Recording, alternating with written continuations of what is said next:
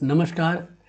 ज्योतिष के आज के इस सेशन में हम बात करेंगे एक बहुत ही महत्वपूर्ण विषय के ऊपर और बहुत ही महत्वपूर्ण दो पॉइंट हैं उनके ऊपर। एक का नाम है गुलिक और एक का नाम है मंदी, जिसे कुछ लोग मांदी भी कहते हैं। ये प्रोनाउंसिएशन का फ़र्क है, यानी कि गुलिक और मांदी।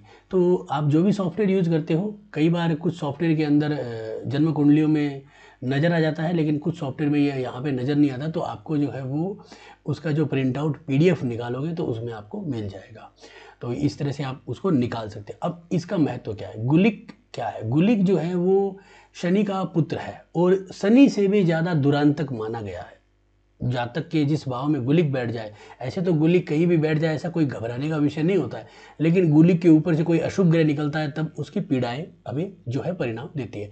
इस कुंडली के माध्यम से मैं आपको कुछ फलित करके बताता हूँ और जातक को किस तरह की परेशानियाँ हुई है उन सब विषय के बारे में चर्चा करते हैं। तो वीडियो जो है वो पूरा देखें और ये सीखने के पर्पज़ से बहुत बढ़िया आपको लाभ देगा।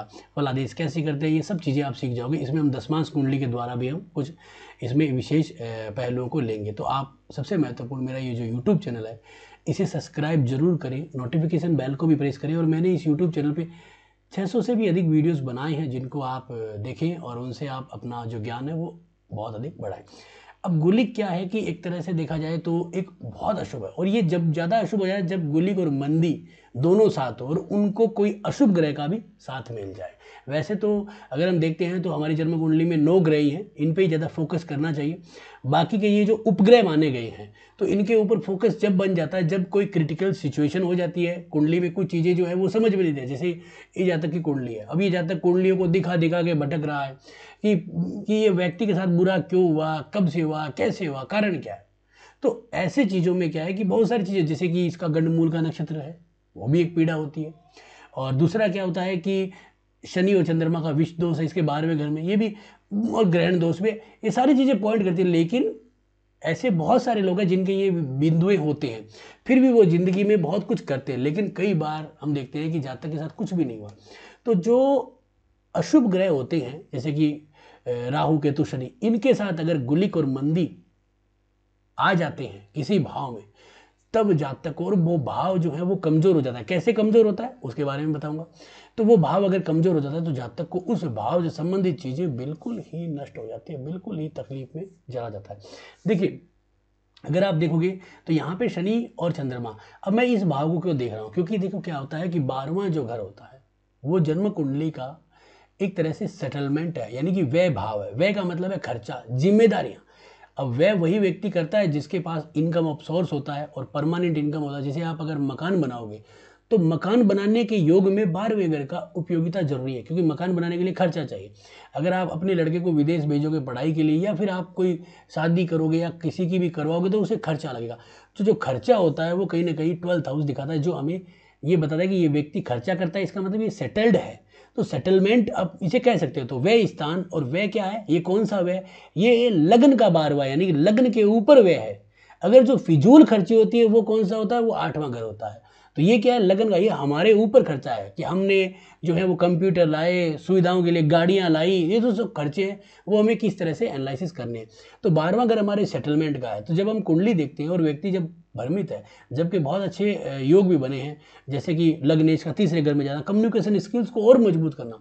राहु 10वें घर में होता है तो राज्यों के बराबर होता है, क्योंकि दुनिया कहती है कि राहु 10वें दुनिया 10वें, बहुत बड़ा राज्य होता है। और बुध स्वराशि का 5वें घर के अंदर, और वहां पे गुरु भी, और मंगल का भी स्वराशि का होना, यानी कि बहुत बड़े बड़े राज्यों के, फिर भी जातक जो है वो मतलब कोई खास अच्छा नहीं कर पाया, और खास क्या, कुछ भी नहीं कर पाया। इसका कारण क्या है, कारण क्या है कि शनि जो है वो जन्म कुंडली का भाग्य का मालिक है, भाग्येश है, और वो जाके 12वें घर में बैठा नीच का हुआ। तो एक तो वहां पे दोष लगा, एक चंद्रमा के साथ आया तो इसको जो है वो आपका विष दोष लगा। लेकिन जब हम शनि की डिग्री को देखेंगे तो शनि हमारा यहाँ पे 15 डिग्री का है, आपके सामने देखेंगे तो यहाँ पे शनि 15 डिग्री का है, भरणी नक्षत्र में। तो कोई गड़बड़ नहीं है, शुक्र का नक्षत्र है, शुक्र लग्नेश है, ये तो यहाँ पे तो अच्छा है, लेकिन नीच का है मेष राशि के अंदर। और चंद्रमा जो है वो 10 डिग्री का है, वो अश्विनी में है। तो दोनों में क्या डिग्री का अंतराल है, एक राशि में एक नक्षत्र 13.20 डिग्री का होता है, लेकिन ये 5 डिग्री के लगभग का अंतराल है, तो हम इसे छोड़ देंगे। तो ये जो नक्षत्रों का अंतराल है, इसका मतलब इसका विष दोष जो है वो बना नहीं है, कोई इसके विष दोष की घबराहट नहीं। लेकिन जब हम यहाँ पे देखेंगे तो शनि जो है उसके साथ गुलिक और मंदी बैठे, दो उपग्रह। अब इन दोनों का मिलन हुआ है क्या, ये देखते हैं। तो गुलिक जो है वो यहाँ पे 22 डिग्री का है, और मंदी मंदी जो है वो 22 डिग्री का है, गुलिक जो है वो 9 डिग्री का है। तो भरणी नक्षत्र में है आपका ये मंदी, और शनि भी भरणी नक्षत्र में है। दोनों का नक्षत्रों का डिफरेंस यानी कि जो डिग्री का अंतराल काफी है, लेकिन नक्षत्र एक ही है। इसका तात्पर्य क्या है कि यहाँ पे पूर्ण रूप से आप ये देख सकते हो, ये जान सकते हो कि यहाँ पे गुलिक मंदी जो है उसका शनि के साथ कनेक्शन हुआ है, तो मांदी बहुत बुरा होता है।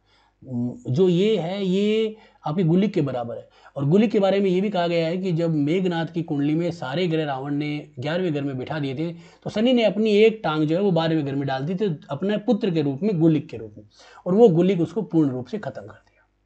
तो इसी तरह से आप इस चीज को समझे कि 12वें घर में 3 अशुभ ग्रह बैठे हैं, यानी कि शनि, गुलिक और मंदी, और जिसमें शनि का और मांदी का दोनों का मिलन हो रहा है, यानी कि युति बन रही है, बहुत बुरी। अब इस युति को हम आगे ले जाके देखेंगे। तो अब इसको अगर हम कंफर्म करते हैं कि भाई ये शनि यहाँ पे नीच का हुआ, दोनों की युति बनी, कैसा रिजल्ट आया, कैसे, तो आप जब देखोगे तो जब इसके 12वें घर के अंदर जाओगे तो 21 बिंदु हैं, तो ये कम है। लगन के बिंदु 32 है, तो लगन क्या हमारा शरीर है, तो शरीर ज्यादा खर्चे का मांग रहा है, लेकिन हम इतना खर्चा नहीं कर। अगर मान लीजिए 21 बिंदु कम नहीं होते, अगर आप किसी कुंडली में जाओगे तो 21 बिंदु, तो वैसे तो 28 से कम बिंदु गड़बड़ी होते हैं, लेकिन ये 21 बिंदु वहां पे कम नहीं होंगे जब आपके लगन में भी मान लीजिए कि 22, 23, 24 बिंदु होते, तो फिर आपकी जरूरत उतनी होती, उतना ही आपके पास पैसा होता, तो हर व्यक्ति करता। जैसे लोग कहते हैं कि भाई इसके पास इनकम ज्यादा है तो उसके पास खर्चे भी ज्यादा है, तो उसी चीज को समझिए। तो यहाँ पे लगन में 32 बिंदु, इसका मतलब इसको, इसके जो है वो, यानी कि इसको बहुत ज़्यादा खर्चा करना है, लेकिन इसके पास खर्चे के लिए इनकम ऑफ सोर्स नहीं है, यानी कि व्यय करने के लिए नहीं। कहाँ से आई ये स्थिति से। अगर हम देखेंगे तो कर्म के अंदर 41 बिंदु, जहाँ पे राहु बैठा, राहु ने पूर्ण रूप से ताकत बनाई है, जबरदस्त कर्म दिया है, लेकिन लाभ घर के अंदर 23 बिंदु है। इसका मतलब क्या है कि अगर आदमी 100 रुपए की मेहनत करेगा तो उसे फल मिलेगा 50 रुपए का, और वो भी मिले तो मिले, वो भी रो रो के। तो ऐसी ही जातक की घटनाएं हैं, तो इस तरह की दिक्कत है। तो यहाँ पे हमने लाभ को भी देखा और यहाँ पे 12वें ग्रह को भी। तो ये जो मंदी और गुलुक है, ये बहुत ज्यादा, इसको ज्यादा परेशान किया है। अब 3 ग्रह यानी कि अशुभ ग्रह एक साथ इकट्ठा हो गए। अब मंदी और गुलिक अगर बैठा होता तो कोई चिंता का विषय नहीं था। इसके ऊपर कभी अशुभ ग्रह जाता है तो थोड़ी सी अड़चने जरूर देता है, परंतु जब शनि के साथ आ गया, और शनि भाग्येश है, इंपॉर्टेंट यहाँ पे है। अगर कोई और ग्रह, जैसे चंद्रमा भी यहाँ पे बैठा है, लेकिन हम इसको इंपॉर्टेंट इसलिए नहीं दे रहे क्योंकि वो कम्युनिकेशन का मार्ग। अब अगर चंद्रमा को देखते हैं तो चंद्रमा यहाँ पे 10 डिग्री का अश्विनी नक्षत्र में है, और गुलिक इसके साथ अश्विनी नक्षत्र में है। तो चंद्रमा को कौन खा रहा है, गुलिक खा रहा है, और शनि को खा रहा है मांदी। तो ये दोनों, अब चंद्रमा को हम इतना फोकस नहीं कर पा रहे क्योंकि चंद्रमा है तो कम्युनिकेशन का, मनोबल का कारक।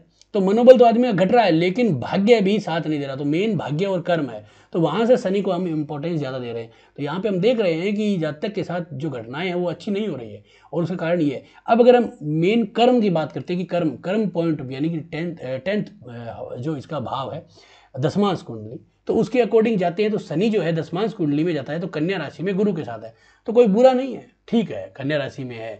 इसका राशि स्वामी बुध है जो स्वराशि का बैठा है, तो यहाँ पे तो इसको रिपेयर हो रहा है, पूर्ण रूप से रिपेयर हो रहा है। लेकिन कहानी सिर्फ इतनी नहीं है। लग्न में केतु का बैठना यानी कि कर्म में दरार डालना। केतु क्या है, दरार को दिखाता है, राहु बड़े गड्ढे को दिखाता है। तो केतु का लग्न में बैठना यानी कि जीवन में, कर्म में कुछ न कुछ तकलीफ, दरार तो है।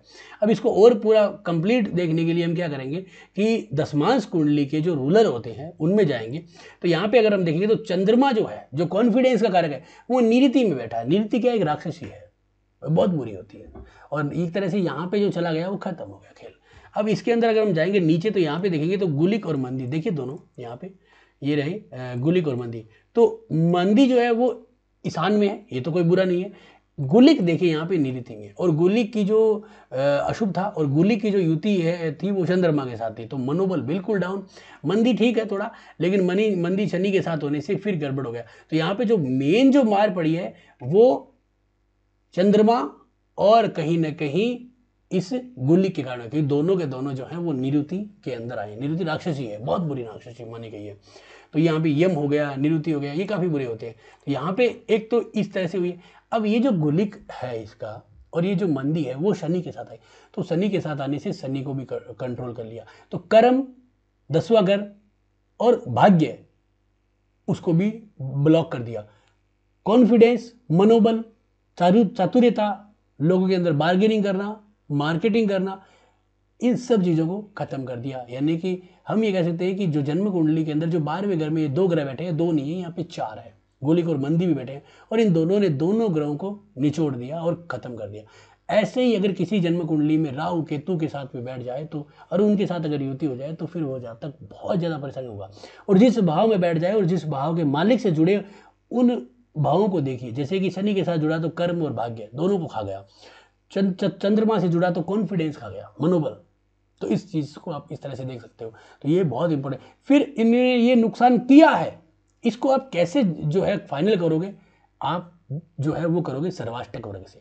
सर्वाष्टक वर्ग के अंदर आप अगर जाओगे तो यहाँ पे 12वें घर के अंदर 21 बिंदु, और लाभ घर में 23 बिंदु, और कर्म में 41, यानी कि बड़ी रिस्पॉन्सिबिलिटी। आप ऐसे कह सकते हो कि जैसे हम कई बार किसी पॉलिटिशियन को देखते हैं, वो सिर्फ डमी होता है, डमी पॉलिटिशियन होता है, उसकी चलती नहीं है लेकिन नाम उसी का होता है। कई बार हम देखते हैं कई फिल्मों में होता है ऐसे लोग। तो ये जो गेस्ट अपीयरेंस टाइप की चीज़ हो गई कि कर्म बहुत बड़ा, नाम बड़ा, लेकिन उसके दर्शन छोटे, ऊंची दुकान और फीका पकवान हो गया इसका। तो इस तरह से आप जो है एनालिसिस इसको कर सकते हो। बहुत गुलिक और मंदी को आप सावधानी से यूज करें। अगर कहीं ना कहीं गुलिक और मंदी नवमांश कुंडली में ऐसे भाव में बैठे हो जहाँ पे 64वां नवमांश भी आ रहा है, ये बहुत इंपॉर्टेंट है, उस समय भी देखना चाहिए।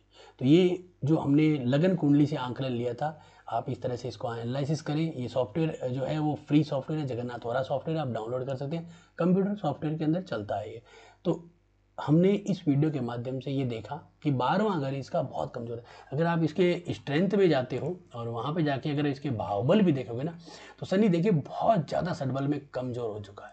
यानी कि कुल मिला के अगर यहाँ पे अगर देखेंगे तो शनि का जो रूपास है वो 4.3 है, और शनि यहाँ पे 260, बहुत कमज़ोर है।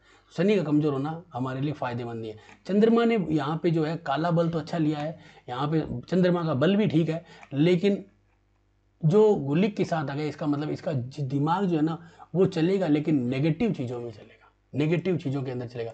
तो जहाँ तक क्या होगा कि घबरा जाएगा, बहुत ही ज़्यादा कमज़ोर हो जाएगा। तो हमें सर्वाष्टक वर्ग में यहाँ पे 21 बिंदुओं के कारण हम ये आंकलन कह सकते हैं कि जातक का कर्म जो है वो काफ़ी हद तक टूट चुका है और जातक को तकलीफें रहेगी।